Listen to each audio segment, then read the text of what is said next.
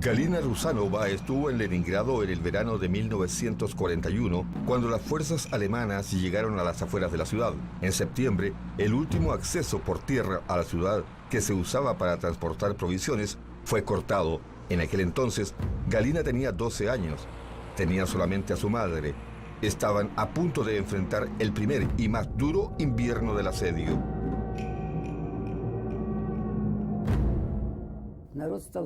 La gente empezó a morir. Literalmente se morían en las calles.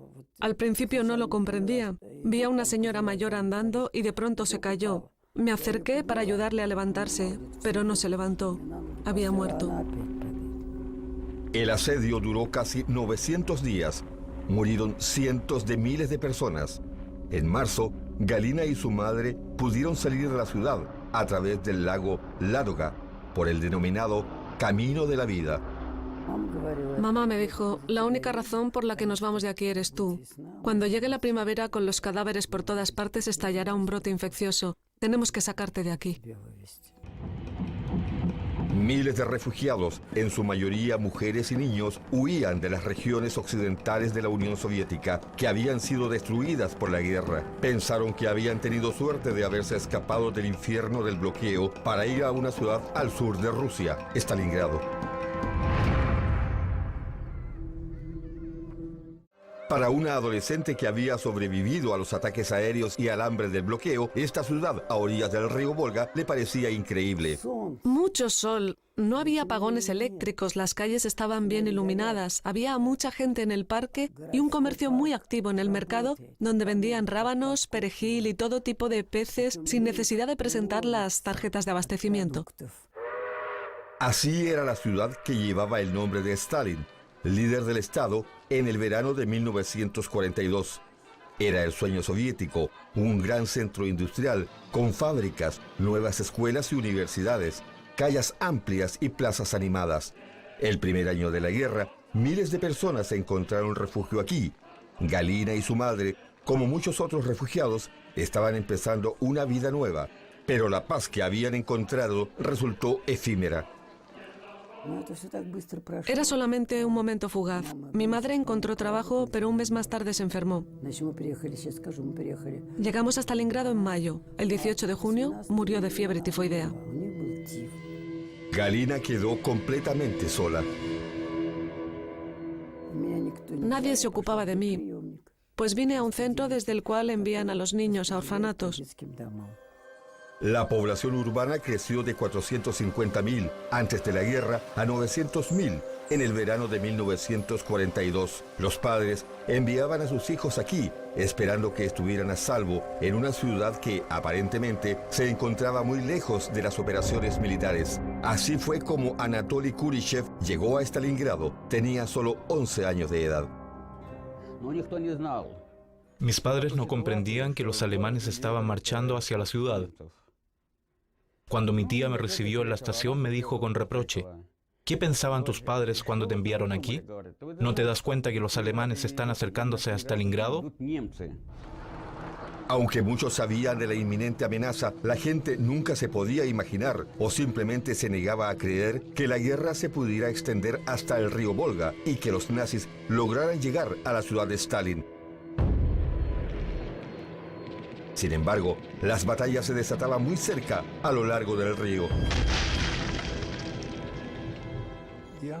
Estábamos muy seguros de nuestra victoria cuando nos acercamos a la ciudad. Creíamos que la ciudad sería nuestra y que podríamos mantener con firmeza nuestro control sobre la región del Volga. Unas semanas antes de la batalla, mandaron a los adultos a fortificar las líneas de defensa, pero nadie anunciaba la evacuación. Stalin se opuso a cualquier intento de evacuar a los civiles.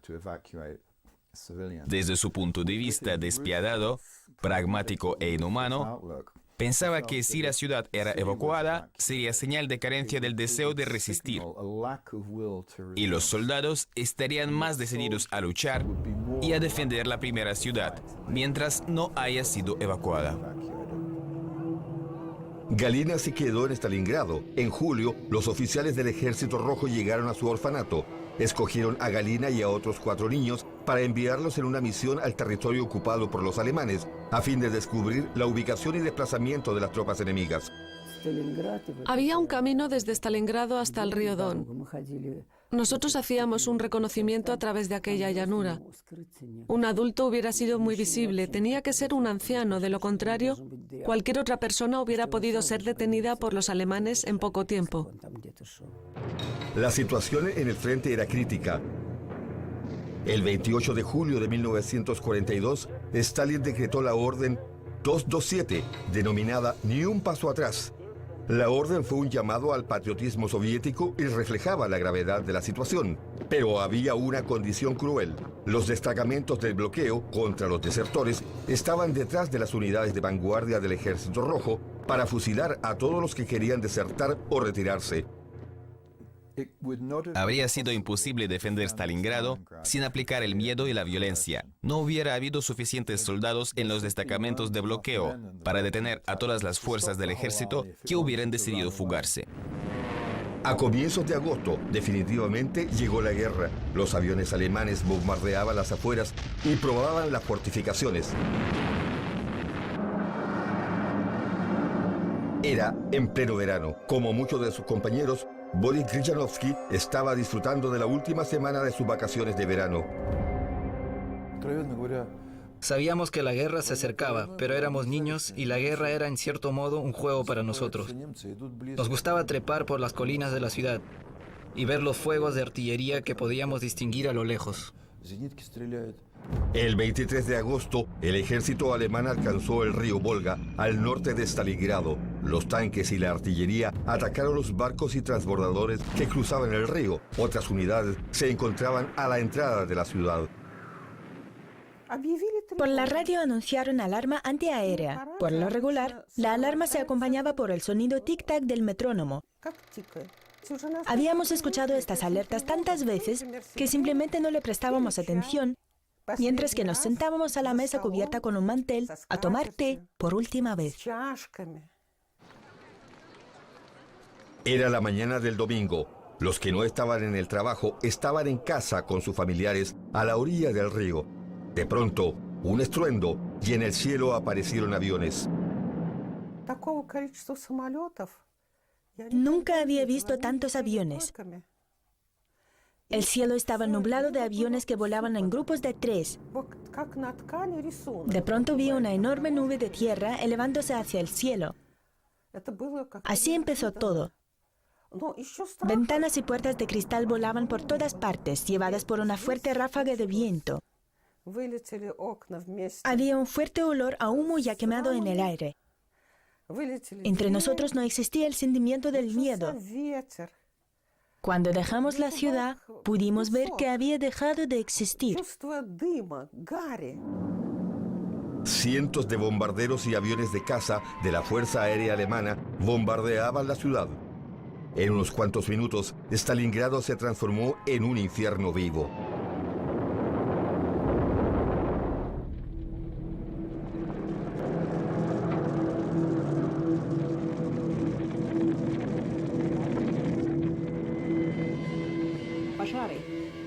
La ciudad estaba toda en llamas. La gente corría por la calle con sus hijos. Vivíamos cerca del centro de la ciudad y esta era la calle principal en aquel entonces. Las bombas explotaban por todos lados. Era terrible. Era el 23 de agosto. Durante el primer ataque aéreo, Anatoly se encontraba frente al río con sus amigos. Cuando cesó el fuego, trató de encontrar a sus familiares. Regresé a casa y ¿qué fue lo que vi? Fue un impacto directo de bomba. Mi tía y todos los demás estaban muertos. Pensé con horror, ¿y qué voy a hacer ahora? Durante las etapas iniciales de la batalla, los alemanes bombardeaban el centro de la ciudad deliberadamente para causar pánico masivo y una mayor destrucción. Los cuerpos de los muertos estaban esparcidos por las calles. Cada cual trataba de salvarse a sí mismo. Muchos corrían hacia el Volga. En la ciudad reinaba el caos. Quedarse en Stalingrado o abandonarlo, las dos opciones podían resultar un peligro mortal. Los caminos de salida de la ciudad estaban controlados por los alemanes y el Volga se encontraba bajo intenso bombardeo. La gente estaba desesperada por salir de la ciudad a toda costa. Cuando el bombardeo comenzó, mi abuelo nos escondió en el sótano de la casa. Había pocos refugios antiaéreos en Stalingrado. Mi madre me dijo que ellos estaban ahí en plena oscuridad y en la noche alguien se la llevó al puerto fluvial. Ahí había muchísima gente. Así era antes de la guerra. En 1942, nadie filmaba a la muchedumbre que irrumpía en los transbordadores que salían de los astilleros. Los que se quedaban en la orilla contemplaban el bombardeo de los transbordadores. La gente se quemaba o se ahogaba en el río. La madre de Vladimir fue una de las pocas personas que lograron sobrevivir. Ella llevaba al recién nacido Vladimir en sus brazos. Su hermana mayor, Alia, murió justamente antes de nacer. Fue una tragedia que, tal vez, le salvó la vida. Mi madre creía que ella fue muy afortunada al tener solo un hijo en aquel momento. Decía que si Alia no hubiera muerto, ella nunca hubiera podido salir de Stalingrado con 2 hijos en sus brazos. Los que no pudieron huir de la ciudad en los primeros días se convirtieron en rehenes de las fuerzas alemanas cuando entraron a la ciudad.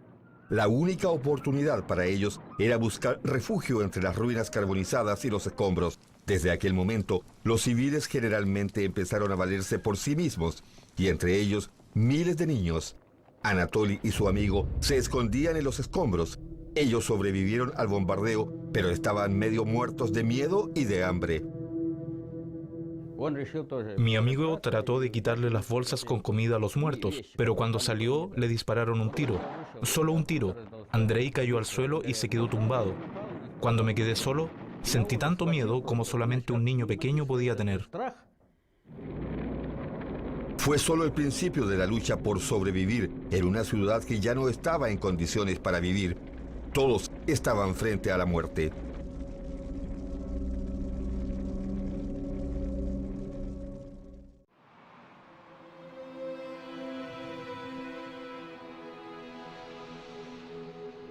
Este molino es un recuerdo de la destrucción de la ciudad. En unos días, Stalingrado se convirtió en escombros y ruinas ardientes. Más de 40.000 personas fueron asesinadas en una semana a causa del incesante bombardeo. El mando de los nazis estaba decidido a borrar Stalingrado de la faz de la tierra. El primer bombardeo masivo fue solo el comienzo de una cruel batalla que duró 5 meses.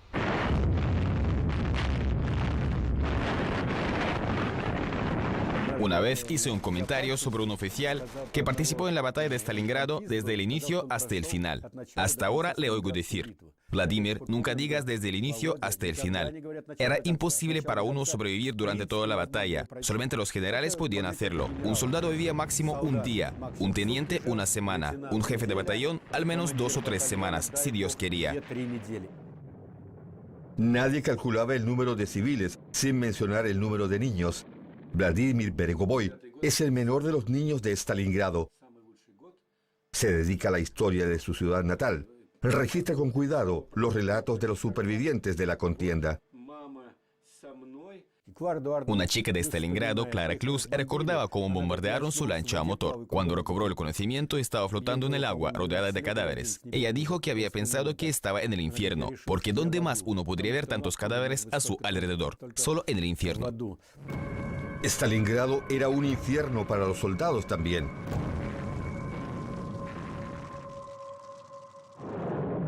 Cuando los nazis entraron en la ciudad, la división número 62 del ejército soviético organizó líneas de defensa entre los escombros con puntos de apoyo en casas y fábricas. En efecto, no era uno solo el campo de batalla, eran cientos. Se combatía por cada metro cuadrado. La fuerza soviética formaron centros de resistencia en cada edificio. Los soviéticos eran buenos en operaciones militares urbanas, luchando casa tras casa. Y nosotros no. Uno de los defensores de la ciudad fue Nikolai Tukinev. En aquel momento cumplió 17 años y soñaba con ser un pintor. Nikolai fue reclutado en los Urales y Stalingrado fue el sitio de su bautismo de fuego. Me acostumbré al tiroteo y bombardeo después de 3 o 4 días. Finalmente comencé a actuar como un soldado experimentado. Pero al principio tenía miedo. Era un cobarde. Las balas volaban por todas partes. Pero parecía que todas estaban apuntadas a mí, que todas querían matarme. Y era un verdadero terror. El único modo de traer comida y municiones a la ciudad para las tropas soviéticas era a través del Volga. Pero era un riesgo constante debido a que el río había sido bombardeado por las fuerzas aéreas de los nazis. Había adolescentes y niños que casi siempre estaban bajo fuego. Ellos ayudaban a los defensores nadando a través del río y empujando las balsas con abastecimientos. Era un esfuerzo extraordinario en terribles circunstancias. Galina Rusanova sobrevivió al bombardeo. Fue condecorada con la medalla de defensa de Stalingrado por haber pasado detrás de las líneas enemigas recogiendo información para las tropas soviéticas. Tenía que andar con sumo cuidado, de una trinchera hacia otra. Me dijeron que había que seguir por el caminito sin girar a ningún lado. Dijeron, verás a nuestros soldados muertos en tu camino, pero no te pares porque ellos pueden estar minados. No recojas nada del suelo, no te inclines. Y así precisamente era como andaba. El trabajo de Galina como espía terminó cuando la detuvieron los nazis. Ella, más que nada, tenía miedo a las torturas. Lo mejor hubiera sido morir de un disparo. Galina logró escaparse ya que no le vigilaba muy rigurosamente. Las fuerzas nazis estaban reagrupándose luego de una intensa batalla. Ella se fue al único lugar que conocía, Stalingrado. Muchos de sus coetáneos estaban atrapados en medio del violento combate en la ciudad. A veces andaba entre ruinas, hurgaba en ellas y de pronto encontraba a un chico. Lo sacaba y él lloraba, porque había perdido a su madre. Las ruinas eran el lugar donde dormía y vivía. Luego lo alimentaba y a veces lo vestía de uniforme. Y ya tenía un soldado más. La historia de la inverosímil resistencia de la ciudad originó muchas leyendas, entre ellas el hijo del regimiento, que en ruso suena así, Simpolka. Había niños o adolescentes huérfanos entre 7 y 14 años de edad que fueron adoptados por los regimientos de defensa y se convertían en hijos de los regimientos. Los soldados los cuidaban y estos niños o adolescentes tenían ganas de ayudar. Anatoly Kurishev era uno de esos así llamados hijos. Estaba junto con un grupo de soldados en un edificio que, según la historia oficial soviética, se llamaba la Casa de Pavlov, en honor de uno de los defensores. Actualmente los vecinos la llaman la Casa de la Gloria de los Soldados. Durante 58 días, un pequeño grupo de soldados logró rechazar todos los ataques de las fuerzas nazis. La casa tenía una gran importancia estratégica por su posición en un sitio abierto, lo que le hacía de difícil acceso. Después pusieron minas alrededor de la casa para obstaculizar la llegada a esta. Pavlov me dijo cuando estaba a su lado, ve a ayudar a Voronov, al tirador de ametralladora, y haz lo que él te diga.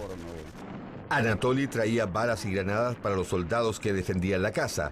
Además, bajaba al sótano para ver si las familias que se escondían allí necesitaban algo. Entre ellos estaba Zinaida Andreyeva. Mi abuela y yo estábamos en este sótano. Aquí está el sótano, en el lugar de la pared. Los soldados se deslizaban sigilosamente al molino para traer un poco de trigo. Las mujeres cocían tortillas para ellos. Zinaida Andreyeva relata la historia de su vida en Stalingrado a su nieta. Nació en julio de 1942, justo después de que la guerra llegó a la ciudad. De aquellos 2 meses que ella pasó en el sótano, Zinaida sabe solo lo que le contó su madre. En esta casa no había agua. El agua mezclada con sangre goteaba de las tuberías. Muchos años después de la contienda, Zinaida seguía bajo la tutela de los defensores de la casa. Para ellos, su supervivencia era un verdadero milagro. La prueba de este prodigio está al lado de su corazón. Estuve a punto de morir. Mi madre dice que ellos ya empezaban a cavar la tumba. Pero los soldados dijeron, los mayores pueden morir, pero esta es una niña. La pala topó algo metálico y sacaron del suelo este icono. Ellos me envolvieron en toda la ropa que tenían y le entregaron el icono a mi madre. En noviembre, Zinaida, junto con su familia y el contusionado Anatoly, fueron evacuados de la ciudad cuando los dos ejércitos entraron en un combate encarnizado.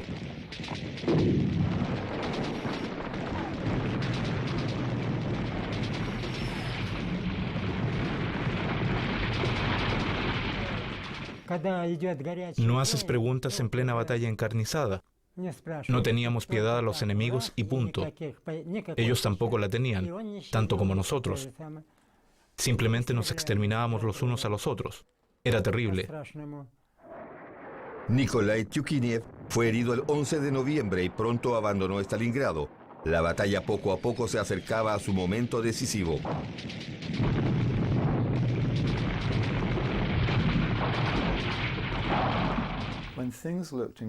Cuando las cosas parecían extremadamente complicadas y había miles de personas a lo largo del río esperando, algo extraordinario empezó a cobrar vida. Era el sentimiento de orgullo, de la confianza recuperada. Debía de ser agobiante esperar ahí, en la orilla del río. Todo podía ser posible.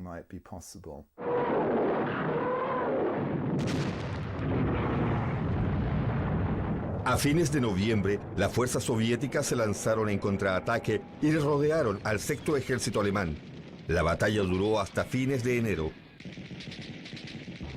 En aquel entonces, Galina estaba en un refugio con otra mujer, Marusia, quien había logrado conservar algunos granos. Una vez llegó un alemán. Estaba todo congelado, con las manos quebradas. Sus manos habían sido aplastadas. Estaban, ¿sabe?, envueltas en ese tipo de vendas que se usaban en aquellos tiempos. «Deme un poco de pan, madre», dijo, y ella le dio un trozo de pan. Él se sentó allí un rato para calentarse. Y le incriminé, «¿Estás loca? Es nuestro enemigo». Y ella me respondió, «Mientras que mi marido esté en algún lugar del frente, tal vez necesite que alguien le ayude como a este soldado». El 31 de enero, los jefes del alto mando del sexto ejército capitularon. Otros grupos se rindieron el 2 de febrero, que marca el fin oficial de la batalla. Más de 90.000 soldados alemanes cayeron prisioneros. Galina los vio tambaleándose fuera de la ciudad.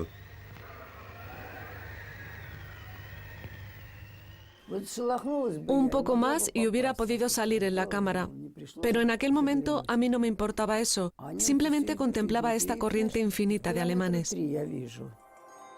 Cuando terminó la batalla, los civiles pudieron abandonar sus refugios.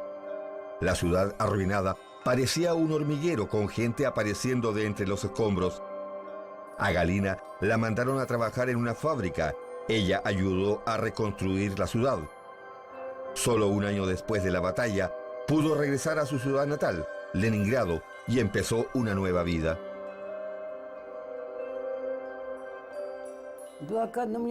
A veces el destino nos juega algunas pasadas curiosas. Piénsenlo, yo sobreviví al asedio de Leningrado y no me morí de hambre o en la explosión de una bomba. Atravesé el camino de la vida y no caí bajo el hielo como muchos otros. Llegué a Stalingrado. No podría contar todos los casos cuando logré escapar de la muerte. Solamente pienso que mi vida habría sido mejor si mi madre hubiera sobrevivido. Como cualquier guerra, esta se llevó no solamente a sus padres, sino que también la dejó sin niñez. La vida humana pierde su valor durante la guerra, sin mencionar a los civiles, ya que no pueden hacer nada. Ellos se convierten en una suerte de carga. Pero si guardamos silencio, eso va a repetirse nuevamente. Tal vez en una situación diferente, bajo otras circunstancias, pero serán otros niños. Cuando preguntamos a Hans Ludwig von Stockhausen si se comunicaba con los civiles, simplemente dijo, no quiero recordarlo. Tengo aquí la tierra rusa. Significa mucho para mí. Relato estas historias a mis hijos y nietos, pero no lo comprenden del todo. Para ellos es solo historia. De generación en generación, todos los hombres de su familia han sido militares. Estuvieron en las fuerzas alemanas cuando atacaron Stalingrado, pero desde aquel momento nadie de sus descendientes jamás ha vuelto a formar parte del servicio militar.